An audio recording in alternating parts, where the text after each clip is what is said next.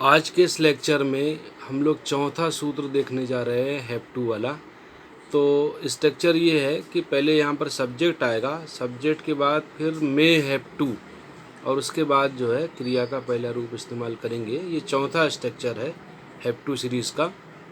जब ये structure use होता है तो इंग्लिश में इसका मीनिंग होता है कि इस सब्जेक्ट को ये वाला कार्य करना पड़ सकता है, यानी किसी व्यक्ति को कोई कार्य करना पड़ सकता है, यानी जहाँ पर सस्पेंस होगा वहाँ पर ये स्ट्रक्चर यूज़ करेंगे। और सभी सब्जेक्ट के साथ जो है मे हैव टू इस्तेमाल किया जाएगा, और कहीं पर भी मे हैज़ टू इस्तेमाल नहीं होगा।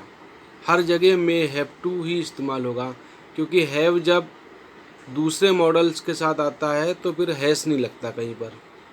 तो हम लोग इसमें कुछ सेंटेंस की प्रैक्टिस करेंगे, और एक ही सेंटेंस सब्जेक्ट हमने एक लिया है ताकि आप आसानी से प्रैक्टिस कर सकें। देखिए हमारा पहला सेंटेंस है I may have to go there, मुझे वहाँ जाना पड़ सकता है।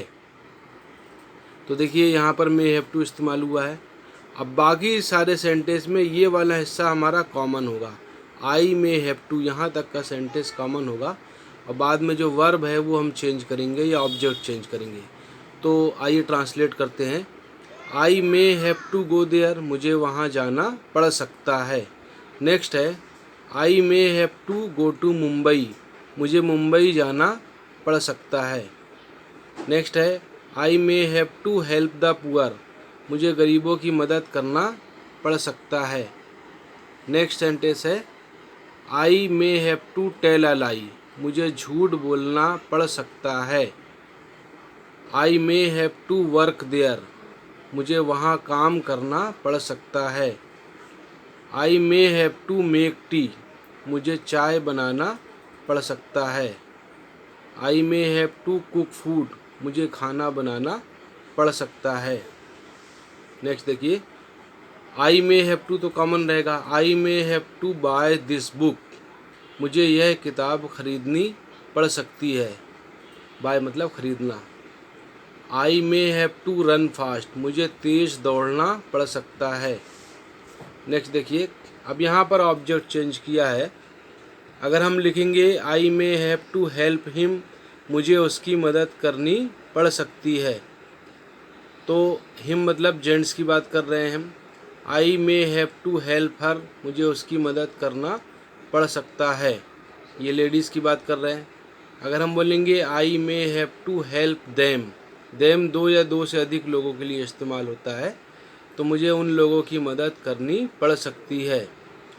और I may have to help you, मुझे तुम्हारी मदद करनी पड़ सकती है या करना पड़ सकता है। I may have to speak English, मुझे अंग्रेज़ी बोलना पड़ सकता है। I may have to solve this question, मुझे यह सवाल हल करना पड़ सकता है। तो इसमें आप देखेंगे कि देखिए सबसे पहले सब्जेक्ट, अब सब्जेक्ट अगर तुम के लिए बोलना है तो हम यहाँ यू लगा देंगे, हम के लिए बोलना है तो वी लगा देंगे। आप सब्जेक्ट बदलेंगे सेंटेंस बदल जाएगा। तो सब्जेक्ट के बाद मे हैव टू ये तो लेना ही लेना है, इसके बाद वर्ब बस बदलना है प्रैक्टिस के लिए। जैसे तुम्हें जाना पड़ सकता है, you may have to go. तुम्हें लिखना पड़ सकता है, you may have to come, you may have to write, ठीक है। तुम्हें दौड़ना पड़ सकता है, you may have to run. तुम्हें सुबह जल्दी उठना पड़ सकता है, you may have to get up early in the morning. इस तरह से हम सेंटेंस बना सकते हैं। रानी को खाना बनाना पड़ सकता है, तो सब्जेक्ट क्या है Rani, Rani may have to cook food. Rani को चाय बनाना पड़ सकता है, Rani may have to make tea. यानी सब्जेक्ट के बाद मे हैव टू आपको लगाना ही लगाना है, उसके बाद जो भी क्रिया होगी उसको आप लगाएंगे, और बाकी अगर ऑब्जेक्ट है तो ऑब्जेक्ट लगा देंगे। इस तरह से जो है ये मे हैव टू का चौथा स्ट्रक्चर था।